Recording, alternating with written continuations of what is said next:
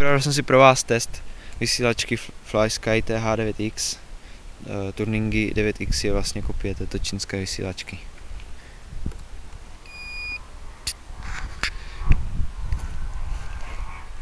Je to originál přijímač k této vysílačce, který je dodáván. Je to teda ten 8kanálový. No, hej. Takže jde vidět, že to je spárované dobře. Já uložím naši polohu,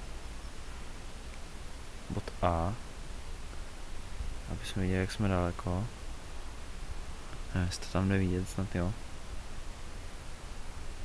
Tak a teď dám nastavit cesty, bod A, dobrý, délka 20 metrů, takže dobrý. Tak a teď to zkusím teda.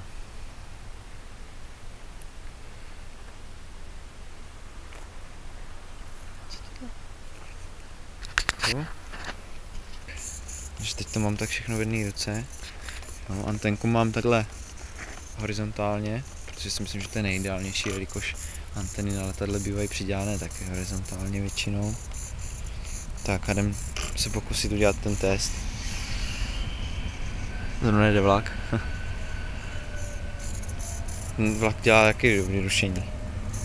Takže jdem se posunovat postupně, myslím si, že to má teda větší dosah, takže to video pravděpodobně budu hodně stříhat, ale natáčet budu celou cestu. Tohle ESCčko má výbornou vlastnost, že začne pípat, jakmile to ztratí signál, takže to hnedka uslyšíme. Takže teď jsme podle mobilu 43 metrů, 44, 45, což není moc daleko. Tak uvidíme, co to udělá. Půjdeme až tamhle k letišti. Je to teda volný terén, ale tady z pravé strany jsou stromy, stromořadí. Nevím, jestli to na to má vliv, snad si myslím, že ani ne. Je to normální pole, kde normálně se lítá, takže pokud bych lítal tady, takže takový objektivní test. Už jsme 65 metrů, signál samozřejmě tady ještě určitě úplně bez problému. Tak uvidíme, co se stane dál.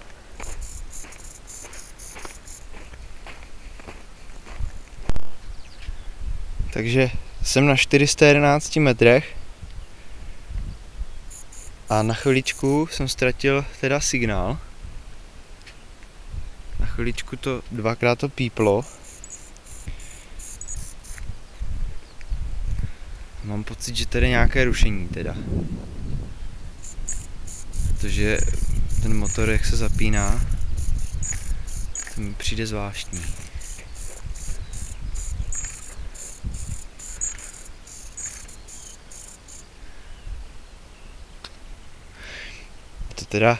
Je to teďka 406 metrů, nevím, jestli to jde vidět. A říká se, že vysílačka má rozsah, dokud je letadlo vidět. Nebo aspoň každý mi to takhle říkal, což je teda velice subjektivní, jelikož každý vidí jinak daleko. A každý má jinak velký letadlo. Ale můžu říct, že moji přítelkyni už sotva vidím teda. Tamhle stojí. A teda je to teprve 400 metrů.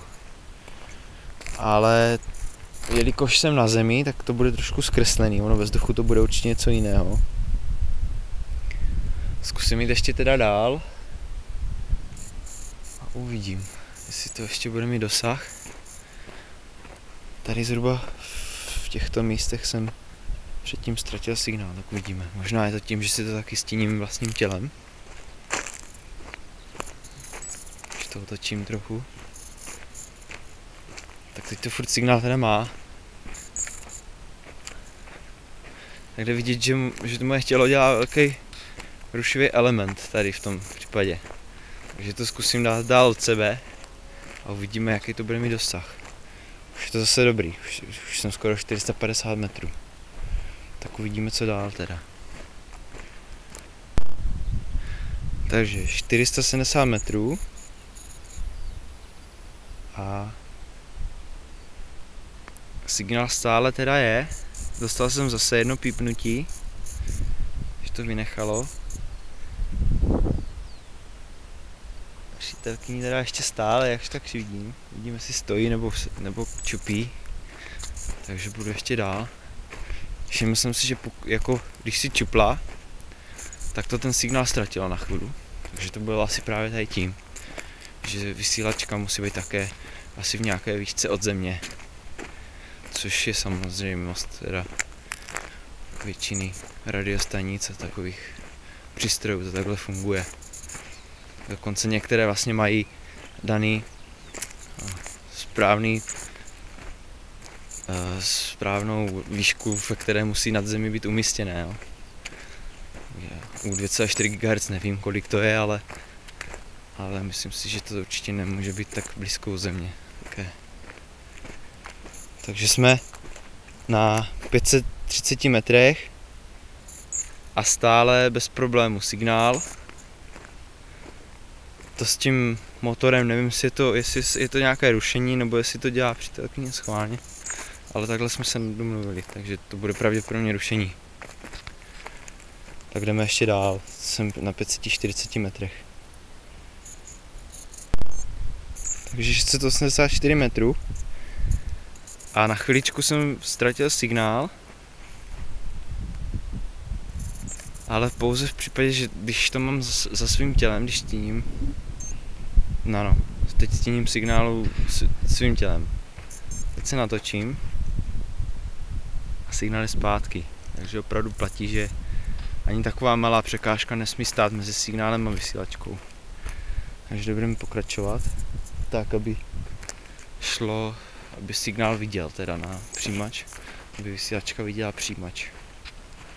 No samozřejmě, jak říkám, ve vzduchu to bude ještě určitě lepší, jelikož tady na zemi bude více rušení, ale je pravda, že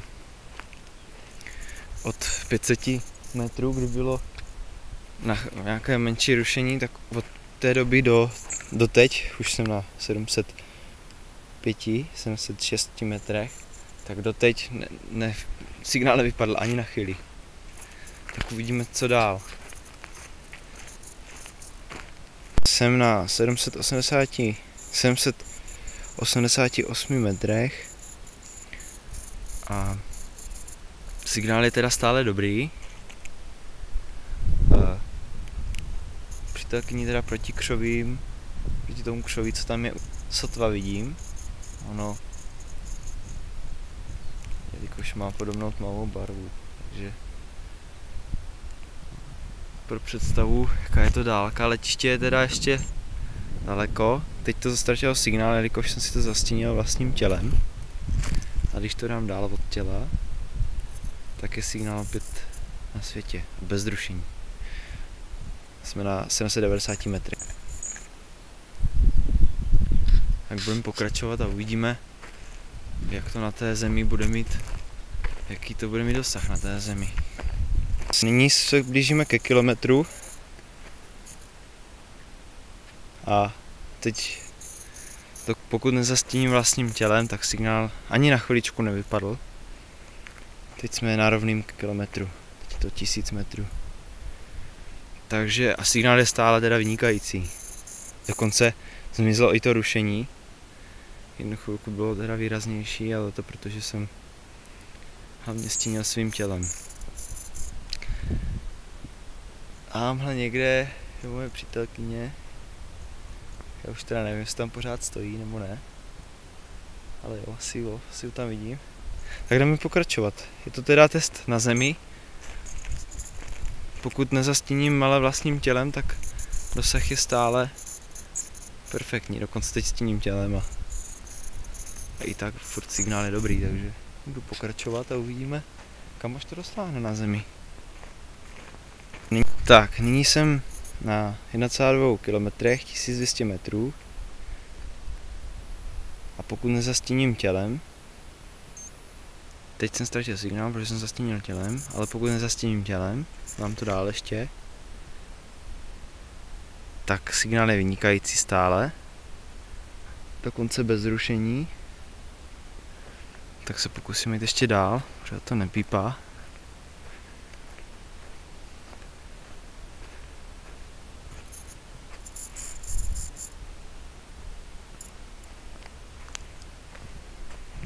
Támhle v dálce, na konci toho stromořadí až, tak tam je vysílač. Nevím, jestli bych letadlo viděl, ale vysílač ani přítelkyni už určitě nevidím vůbec. Nevím, jestli stojí nebo sedí. No ale signál stále není ztracen, tak půjdu dál. Takže jsem na 1,5 kilometrech, no, téměř 1,6 kilometrů a signál teda stále pořád je. Nepípá to, ale rušení už je docela, bych řekl, velké, že stačí pohnout servem a zapíná se i motor, takže bude pravděpodobně rušením určitě. Takže zkusím jít ještě kousíček dál, ale myslím si, že toto už je limit. Teď už opravdu už je to takové, že no, nepípá to sice, ale servo už se nehýbe. Teď se zase hýbe. Takže myslím si, že toto je limit. 1,5 kilometru. Takže 1,5 kilometru.